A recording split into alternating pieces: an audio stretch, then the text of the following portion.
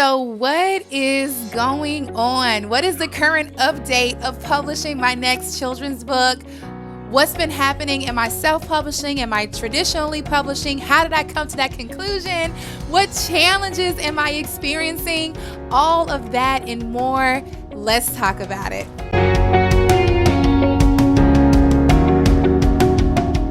All right, if you're new here, my name is Brianna Churchill. I am the author of books like The Little Bird Who Wanted to Fly and a few others. And I am also the founder of the Brown Bear Book Club. So if you enjoy getting tools and tips for young children, resources, books, activities, go ahead and hit that like and subscribe button. But let's get right into this. So you guys know the last book that I published was The Little Bird Who Wanted to Fly, a book that teaches young children about patience and persevering and trusting God's timing. So I published this back in a couple of years ago in 2023, January 2023. And so what has happened since then?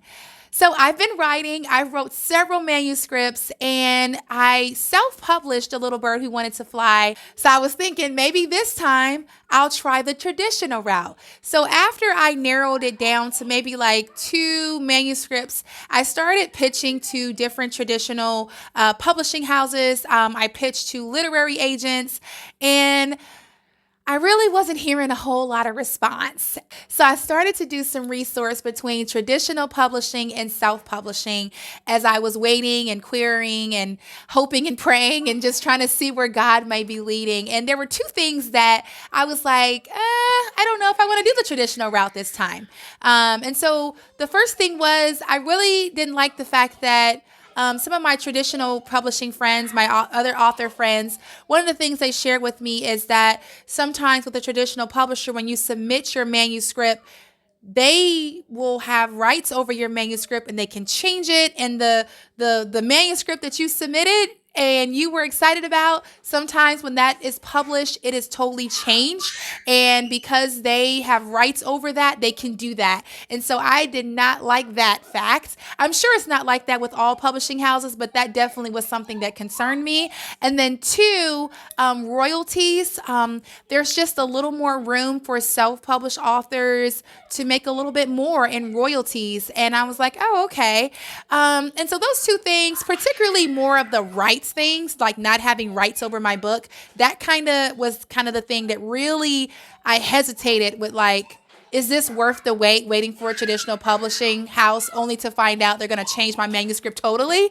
And so I prayed about it. Didn't hear much from traditional publishing houses or literary agents.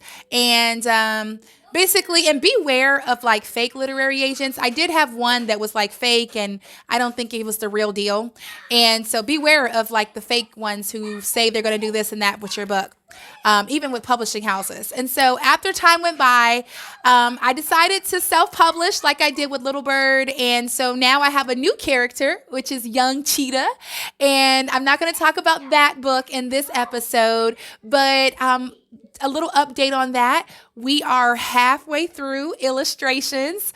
The timeline for my next book featuring Young Cheetah is that it will come out this year in 2025, and I'm hoping somewhere before July of 2025. So as you guys know, and some of you may not know, there's just a lot. Like once illustrations are done, then I got to work on, formatting for all the different formats: hardback, paperback, ebook, Audible, all the things, and then creating hopefully an effective marketing plan, press releases, getting my book launch team, and building up a buzz and all the things that they tell you to do.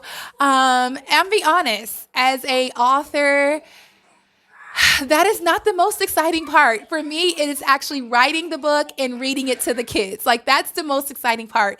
The marketing can sometimes be a little overwhelming, I'm gonna be honest with you. But I'm learning strategies, and it's an everyday journey. And in the meantime, until the children's book is out, I've been doing some freelance writing. So I did a freelance article with Focus on the Family, their magazine. I've done a freelance article, some articles for T is for Tot.